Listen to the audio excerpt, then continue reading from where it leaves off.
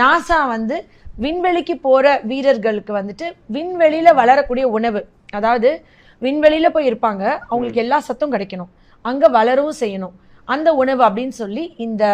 பாசி ஸ்பைருலினான்னு சொல்லக்கூடிய blue green algae. எல்லாருக்குமே ஸ்பைருலினானா இப்போ ரொம்ப ட்ரெண்டிங்காக இருக்கிற விஷயம், நிறைய மார்க்கெட்டில் கூட அது ரொம்ப விலை அதிகமாக வியாபாரத்தில் இருக்கிற ஒரு விஷயம். அது எவ்வளோ தூரத்துக்கு ஒரு மனிதனுக்கு ஆரோக்கியத்தை கொடுக்குது, எப்படி அது இம்பார்ட்டன்ட் அப்படின்னு பார்த்தா, ஒரு 1000 கிலோ காய்கறிகள் இருக்கிற சத்து 1 கிலோ ஸ்பைருலினான் இருக்கு நாசா விஞ்ஞானிகள் கண்டுபிடிச்சு. இது வந்து இந்த மாதிரி போறவங்களுக்கு இங்க இருக்கிற உணவு, இப்போ நம்ம ஃபாரின்ல போனா கூட சரி, வெளிநாடுகள் இருக்கிற நம்மளுடைய உறவுகள் கூட